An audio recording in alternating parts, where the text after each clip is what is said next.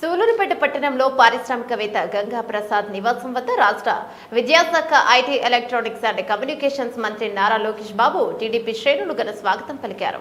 సూలూరుపేట శాసనసభ్యురాలు నెలవల విజయశ్రీ, గూడూరు శాసనసభ్యులు పాశం సునీల్ కుమార్, ప్రముఖ పారిశ్రామికవేత్త తెలుగుదేశం పార్టీ సీనియర్ నాయకులు కొండపాటి గంగా ప్రసాద్ తదితరులు నిమ్మకాయల గజమాలతో సత్కరించారు. చిట్టమూరు మాజీ జెడ్పీటీసీ సభ్యురాలు దువ్వూరు భారతమ్మ, వాకాడు మాజీ జెడ్పీటీసీ సభ్యురాలు బత్తిన ప్రమిళ, టీడీపీ నాయకురాలు మట్టం శ్రావణి తదితరులు గుమ్మడికాయలతో దిష్టి తీసి హారతులిచ్చి ఇక స్వాగతం పలికారు.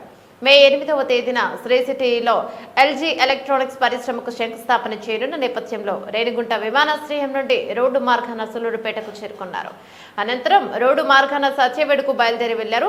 ఈ సందర్భంగా టీడీపీ కార్యకర్తలు, నాయకుల అభిమానులు లోకేష్ బాబుతో సెల్ఫీ దిగేందుకు ఎగబడ్డారు. లోకేష్ బాబు కూడా ఉత్సాహంగా చేతులు ఊపుతూ ఆప్యాయంగా ప్రతి ఒక్కరితో పలకరించారు. ఈ సందర్భంగా గంగా ప్రసాద్ నివాసం వద్ద గూడూరు, సూలూరుపేట, వెంకటగిరి నియోజకవర్గాలకు చెందిన కార్యకర్తలు, నాయకులతో సందడిగా కనిపించింది.